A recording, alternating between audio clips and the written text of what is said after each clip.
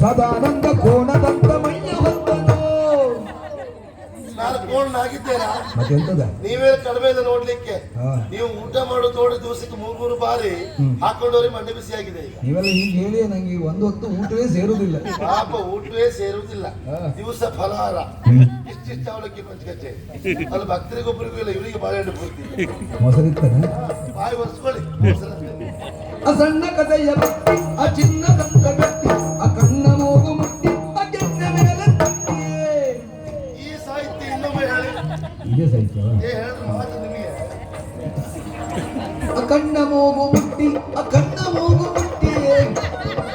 ಬೇರೆ ಹಬ್ಬ ಇದ್ರಲ್ಲ, ನಮ್ಮ ಗುರುಗಳ ಶೈಲಿ ಅದು. ಅದು ಹೇಳ್ತಾ ಹೇಳ್ತಾ ಹಿಂದೆ ಹೋಗಿ.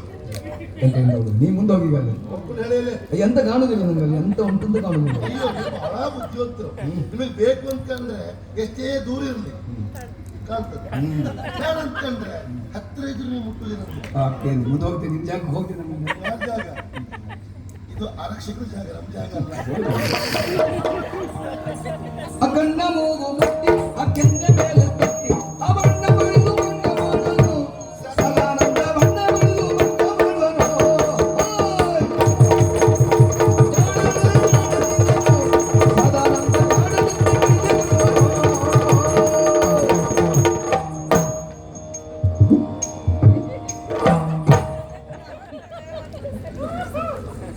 ನಮಸ್ಕಾರ ಸ್ವಾಮಿ. ನಮಸ್ಕಾರ. ಪರಿಚಯ ಆಯ್ತಾ? ಇಲ್ಲ. ಯಾಕೆ ಕಾಣ್ತಾ ಇದ್ದೇನೆ? ನೋಡಿದ್ರೆ ಈಗಷ್ಟೇ ಯಾವುದೋ ಒಂದು ವಿಶ್ವವಿದ್ಯಾಲಯದಿಂದ ಹಾ, ಒಂದು ಮಹೋನ್ನತವಾದಂತಹ ಪದವಿಯನ್ನು ಪಡೆದುಕೊಂಡು ಬಂದಾಗ ಕಾಣ್ತಾ ಉಂಟು. 100ಕ್ಕೆ 100 ಸತ್ಯ. ಪಡ್ಕೊಂಡದ್ದೇ ಹೌದಾ? ಈಗಷ್ಟೇ ಪಡ್ಕೊಂಡು ಬಂದದ್ದು. ಯಾರು ಗೊತ್ತಾಯ್ತಾ? ಇಲ್ಲ. ಸಾಹಿತ್ಯ ರತ್ನಾಕರ ಸದಾನಂದ. ಅದ್ರೊಳಗೆ ಹೆಸರು ಯಾವ್ದು ಮರೆಯ? ಸದಾನಂದ ಮತ್ತೆ ಉಳಿದಿದ್ದೆ ಬಂದಂತ ಬಿರುದು ಭಾವನೆಗಳು. ಅಯ್ಯ ಅಬ್ಬ. ನೀವು ಹೇಳಿದ್ರಲ್ಲ ಹಾ. ಪಡ್ಕೊಂಡು ಬಂದ್ರಂತ. ನಿಜವಾಗಿ ಹೌದದು. ಮೊದಲಲ್ಲಿ ಹೇಗಿತ್ತು ಕೇಳಿದ್ರೆ, ಈ ಪ್ರಶಸ್ತಿಗೂ ಸಮ್ಮಾನಕ್ಕೂ